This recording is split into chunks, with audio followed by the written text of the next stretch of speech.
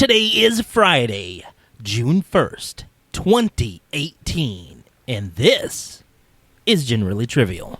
The Generally Trivial podcast, current events, interesting facts. Yeah, it's crazy, but still so fun. Like Tinder dates when they all go wrong, and even pop-up Cheeto restaurants. Naked burglars, man, they so dumb. The Florida man, gotta watch him though. Incoming robot overload. Hello and welcome back to another episode of Generally Trivial, where we're going to take a walk on the lighter side of current events. I'm Jeff, one of the hosts here, and today with me I have Sean. Hey, yo. And Jordan. Hola, senors. Indeed. There should be no German in this episode, but yeah, you continue. We wanted to give a quick shout out to a buddy of ours, Mr. Eric Wilburn. Jordan, you don't know him, but it's okay. I don't know him. You don't know anybody who's not your friend, so it's fine. That's so true. Eric, he and some buddies are putting on their own show, just got it released with the first 5 or 6 episodes are out now. It's a, what did you say it was, Sean, the format for that? It's a live role-play recording. They're recording themselves playing an RPG. I forget the RPG at the moment. Yeah, it's not D&D, I know that. It's not D&D. But it's called The Crit Show. And Eric spent many, many years doing improv comedy. Yeah. So I can guarantee you the show is going to be worth... I've got the first couple episodes downloaded. I haven't got it listened yet. But I can guarantee you the show is going to have some laughs. Yeah. He's one of the funniest people in it. Yeah, and TJ's funny too. He was with us in that zombie photo shoot. Yeah. We never got the pictures for. Right. What's up, Aaron? So yeah, definitely want to bring in some listeners. If you guys want to download that show, that'd be awesome. Also want to bring to light a gentleman who, this is odd news, and I felt it should make the show, but I didn't think it should make much sense in any of the other segments because this is just really awesome. Okay. Normally we bring odd news that at least somebody in the story could be seen in a negative light. Right. Did you guys see this real life Spider-Man? Yeah. You talking about the guy who, up a wall, Yeah. that out of his wrist, up a wall. Yeah, he went up the wall to save a kid who's hanging off the ledge. Yeah. It was super impressive. It was super. I just thought that we should bring that up and say congrats to that guy. He's getting citizenship because of his heroic effort. I saw that. That's awesome. Like a key to the city. Yeah. Here's your key to a city. You get a key to the city. Really, it just gets you in, and you get to stay. But Yeah, exactly. You can't lock it or anything. yeah, lock the city. Sorry, guys, city's locked. City's closed, no one else. Well, good for him. That's awesome.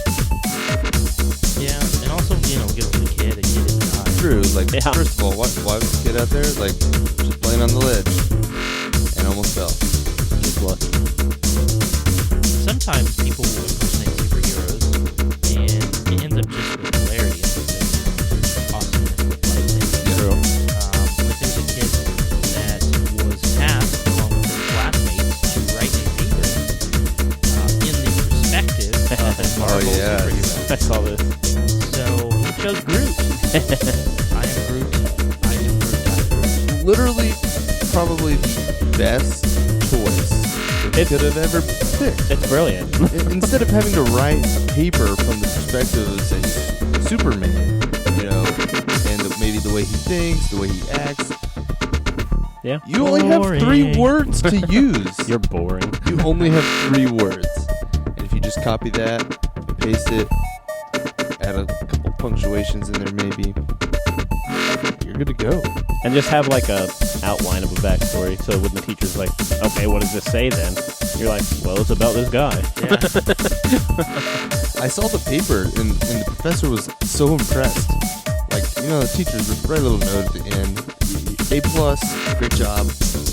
His was A+, well played. He wasn't mad. He said, you did the project like you were supposed to. So Well, the other part was just unwritten, that I'm not doing this again. Right. I'm not going to make that mistake. Well, we are happy to share some up or down, some did you hear, and some fill in the blank with you. And we hope that you guys are pumped about all of that. And if you are not, that's fine too. Just, don't shut it off just yet. Right. We have some good stuff for you. Give us 20 minutes. 25. Here we go. 26. All right, we're going to go ahead and head into up or down.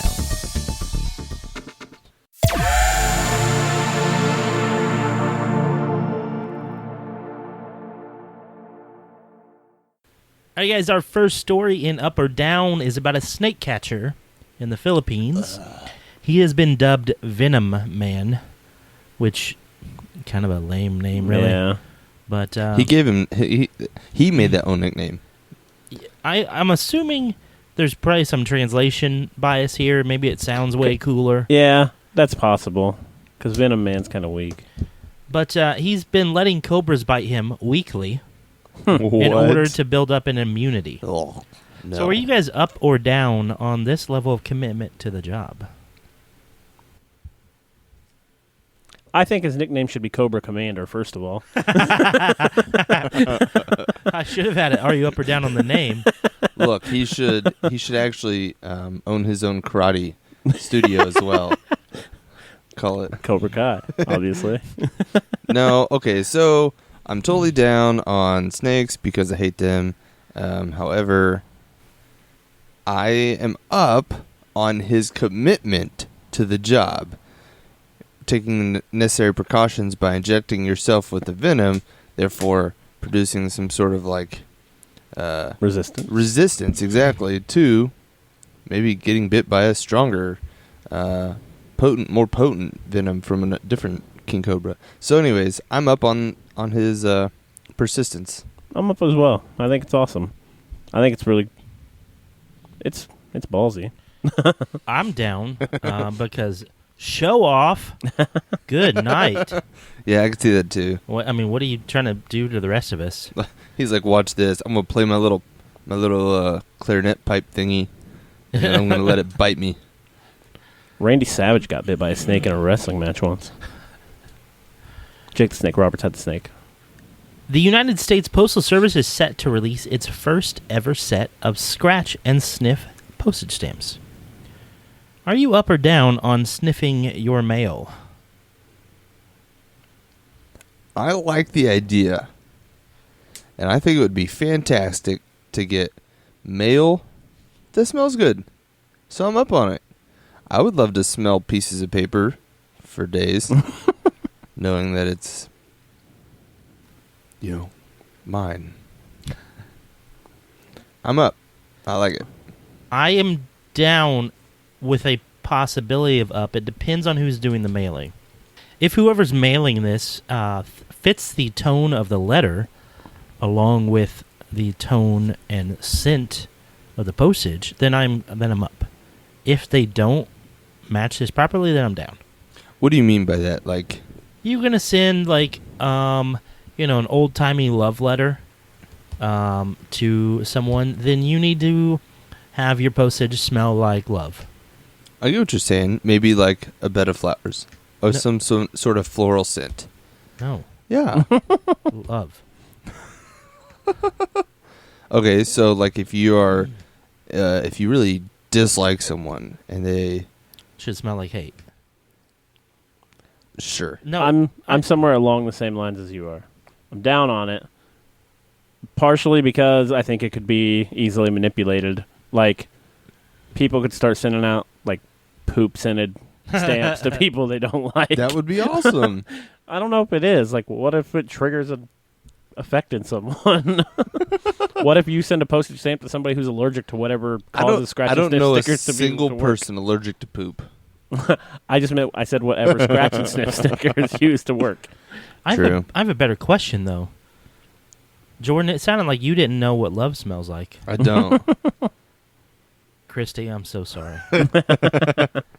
It's been a sham this whole time. Also, I think having scratch and sniff stamps Would be a good collector's item. I think people who Ugh. collect stamps might enjoy it. Add to their collection. I'm sure they would. You see what I'm saying? Speaking of wood, a wood sit-in stamp would be pretty great. I don't know about great, but it'd be fine, I guess. If it's a letter about wood, It might be grape. If your Menards Lumberyard sent it out, I'm sure that would work yeah. appropriately. Don Gorski gobbled down his 30,000th Big Mac. Respect. Ooh. He did this on a Friday afternoon at the same McDonald's where he got his first taste of the beefed-up burger in 1972.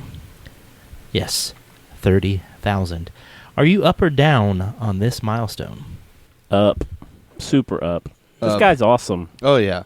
So I read a little bit more into it because my wife, she's a health nut. She, like, everything she questions. And so I told her. She's a health legume. Yeah, she is. I told her about this guy's achievement, and she goes, "Oh yeah, well, how's his cholesterol?" Actually, his blood pressure is really good. Everything was good, and I admire that. Like, he realizes that eating 30,000 Big Macs over the past 40 years probably isn't the best diet, but he recognizes that and takes the precautions. Or his body's superhuman and just can deal with it. And with the weird way that food works here, he actually probably saves a lot of money. Yeah. Yeah, he probably actually does. Because eating healthy is not cheap. Not at all. In an effort to create a better relationship with their community's youth, one Michigan police department has thought about changing its squad cars to read Popo instead of police. Are you up or down on this change? I'm as down as humanly possible on this. I hate the abbreviation POPO for police. Hate it. Hate it. Hate it. Hate it. This triggers Shanger in me like few things do. Hate it. Tell us how you really feel. I'm down on this because I feel like some idiot teenage kids are going to vandalize it with spray paint and make it say poop. They'll just make it 2 O's back and then a P. But couldn't they do that with when it just says police? No. No. No. It'd be much easier if it said Popo. For long-term listeners, we haven't used the segment Sean's dumbest thing he's ever heard in a while. But I feel like This we is just it. had it. That could be a topic easily. For me, I'm definitely down on this because it just sounds like you're stuttering. Yeah. Police. And some people might be offended by that. Some people, it's just not a good look. It doesn't look very professional. Yeah, that's true. You're not going to be afraid of someone where it says Popo, and I guess that's kind of what they're going for. But at what cost? Right. It's awful. Popo's just how many dumb. car paint jobs are you going to have to do? I hadn't even thought about it in that regard, but yeah, it's going to cost money as well. And it's just stupid.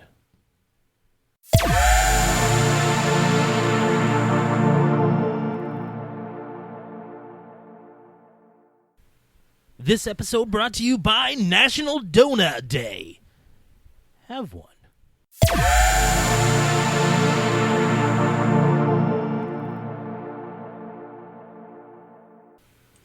You guys remember from a few months ago, sometime back in maybe February, early March, there was this locomotive traveling from New York with a certain disposal.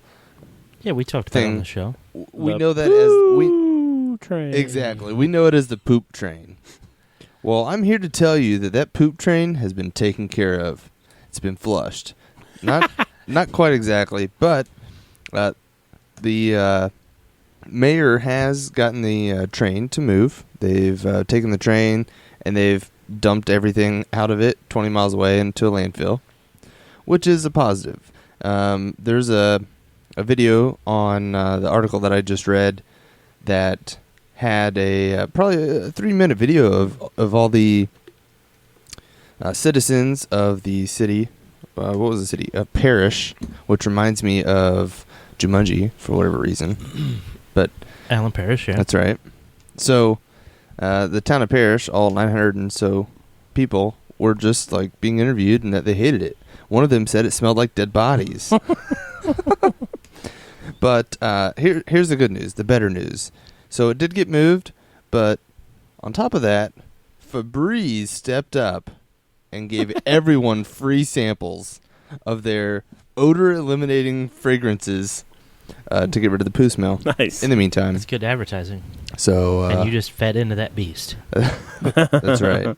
So I just wanted to update you all on the poo train and that it's been taken care of. So you said they emptied the contents of the train into the graveyard?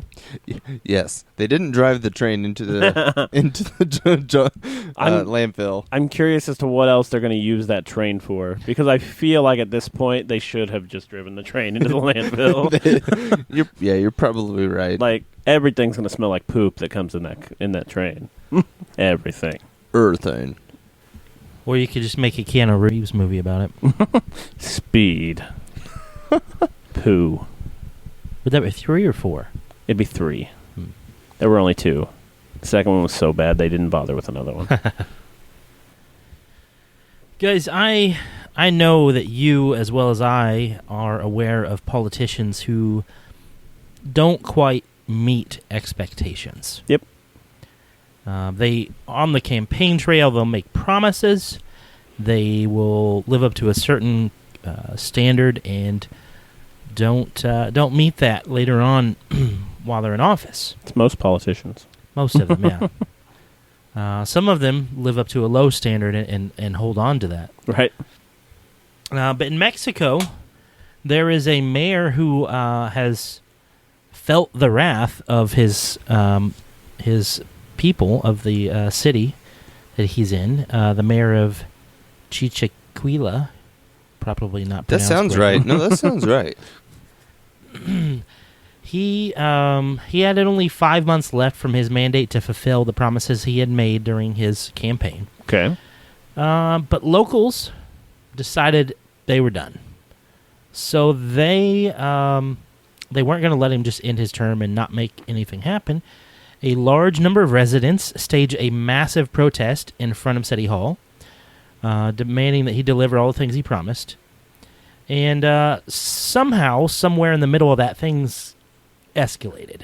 Okay. It ended up going from a protest to a hostage situation. No. They claimed that they could no longer believe anything he said, so they demanded a ransom of 10 million pesos, which is about $500,000 here Right. in the U.S., for his release. It is good because they said the money is going towards the projects that he promised he would be working on. Right. So it's, in the end, going towards a good cause. Although I feel like, who's going to pay that? You know? Yeah. Like, he can't pay it, obviously, I'm sure. Essentially, they'd just be paying themselves. But, he actually did come up with some of the money. They came up with $3 million of the 5. Saying that he would pay the rest in the coming days, which makes me think he had some sort of embezzlement thing going on anyway, that he had that on hand. Possibly. Or the mayors there just get paid real well. Real well. But it just wanted to bring that up because I thought it was a pretty interesting way for the people to take the power back. Yeah. That'll definitely do it. Take him hostage. Yeah. That's crazy. So, for my story, I'm going to paint a picture for you guys. Oh, close your eyes. Let's say it's Christmas Day. So, just for giggles, you see a special holiday cash add-a-play ticket, lottery ticket. You're like, you know what? It's Christmas. I'll buy one for a family member or something like that. Give it to them as like a little stocking stuffer. And let's say you buy it and you end up winning. It's a tic-tac-toe situation where Christmas trees had to line up, and if you had so many Christmas trees, whichever direction, you got certain prizes. So you end up getting one that's all Christmas trees, Okay, which yeah. is top prize. But say you and like I don't know, 1,000 or 71,000 other people get these in like a 2-hour time period. Oh, man. Apparently, that's what South Carolina is facing right now. Wow. They had, on Christmas Day, that type of promotion going. And between 5:51 and 7:53 p.m. on that day, they sold 71,000 winning tickets. Wow. Holy crap. The total in prizes ends up being about $30 million Whoa. that Yeah, should it's- be was going to be being paid out That's a good Christmas. in a 2-hour window. And now imagine that months later, the lottery is telling you they are not going to honor your winning ticket. Now I'm mad. Yes. That's what now the people who bought those tickets are subjected to. The lottery states, South Carolina lottery states that they will not be delivering on the $30 million because it was caused by a computer glitch with the people they used to work with, their former lottery provider, Intralot, I think was the name of it. They no longer work with them. I think they quit. They didn't quit because of this, but I'm sure this didn't have. This may have had something to do with it. They knew they were on the way out. Right. That's kind of the way it seems. So I don't think they found anything shady in it, but there are some people who are suing because they think they should honor the tickets regardless of what happened. But the lottery is saying they're only going to reimburse people for the $1 that the lottery ticket cost. That's a slap in the face. Yeah. So you're going to get your dollar back. You're not going to get the 10,000 or whatever dollars you're supposed to get. I mean, that's okay, I guess. Like South Carolina's only paying out $71,000 in that case. It's a win for them, but They said they were going to be out $1.7 million total because of stuff that was paid out before they recognized the mistake. that's what I was going to say. Is Yeah. like, what about people who scratched it and were like, yes, I won, and went and because cashed it in? there were smaller prizes, so a lot of those smaller prizes were mistakes too, and those got paid out. So yeah, $1.7 million already got paid out apparently. It's just everyone else who will not get their money after the people who tried to cash in after they realized their mistake. Yeah, that's rough. Yeah. But there are 2 current lawsuits against the lottery against the lottery and Intralot on behalf of people who were denied the prize money. I could see that. Like you paid everybody else's out. You Right. paid them out before, and So why don't you have to pay mine? exactly. I could see that. Yeah, they have a legitimate argument. Tell you what, every Christmas, my family does scratch offs as stocking stuffers. Dad usually goes $20, gets a bunch of them. We each get a scratch off like 5, and whoever you wins, you get the money, and whatever. Right. Sometimes you win, sometimes you lose. Of course, that's how gambling works. But Yeah. that would have been awesome if that was in Indiana. Like, Until you didn't get your money. it'd have been awesome.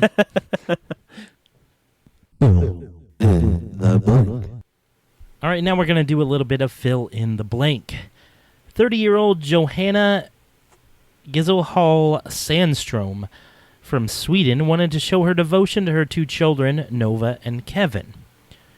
She did so by tattooing their names on her arm. After the tattoo artist spelled her son's name with an L, instead creating Kelvin, she legally changed her son's name to match, deciding that it was easier than tattoo change or removal. Wow. Changing from Kevin to Kelvin is blank. Dumb. I mean, depending, maybe it was cost effective. I'm not sure which costs more. I know, at least here, changing your name isn't cheap. A friend of ours had it done, a friend of mine at least. And I know it wasn't cheap. Maybe she just didn't want to go through the pain of removing the L. But dumb. Changing your name from Kevin to Kelvin is fire. changing from Kevin to Kelvin is a loss. But the only one who took that L is Kelvin. Yeah. Yep. I mean, people are going to be making temperature jokes with him. Yeah, for sure. They should. I mean, they're in Sweden, so they're probably not using Fahrenheit. I Right. don't know. Probably not. Probably Celsius. Can't imagine. We're like the only people that use Fahrenheit. But like the kind of the worst thing is, like if people are like, oh, did your mom or your dad name you? My mom's tattoo artist. Mark and Christina Rotondo sued their 30-year-old son after he refused multiple attempts to help him move out of their house. They won the suit, though the judge was impressed by son Michael's self-representation at the trial. Suing your son is blank.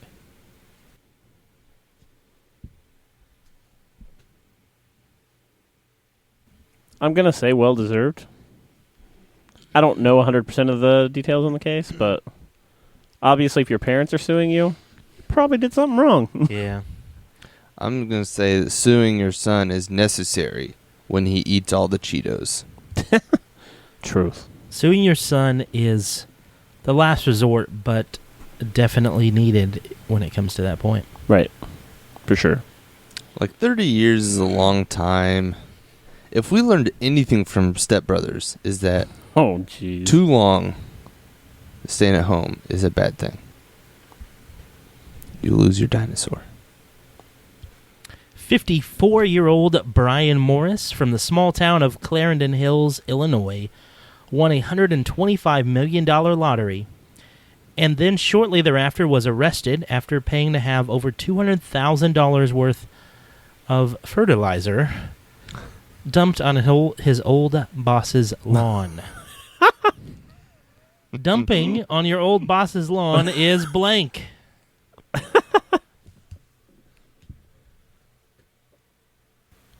Dumping on your old boss's lawn is PR for Febreze.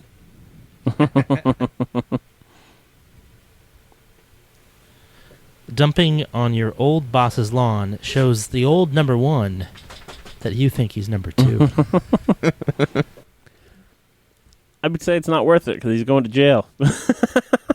Now he can't spend his lottery money. Yeah, but he can pay to get out now. True. Your bond is $125 million.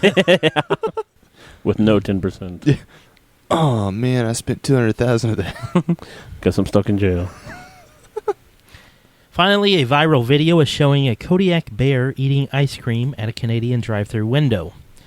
This has led to a criminal charge for the owners of the zoo where the bear resides. Zoo workers took the bear out for fun. Going out for Sundays with a bear is blank. It's barely illegal. Going out for Sundays with a bear is a bare necessity. Going out on Sundays with a bear is embarrassing.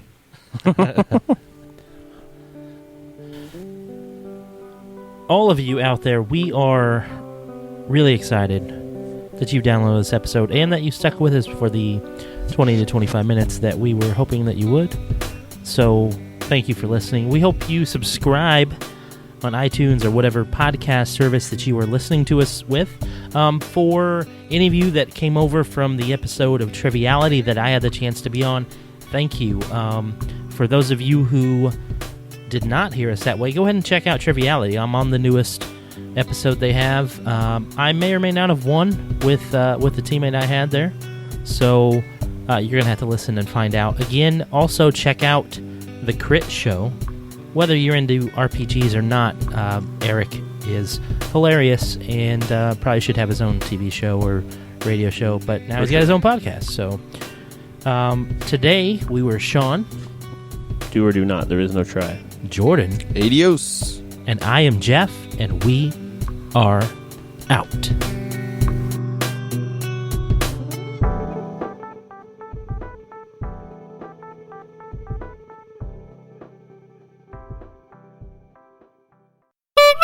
you hear the bird elicit these terrified screams because it's just been captured by this giant guy. The bird's just like, all through the store.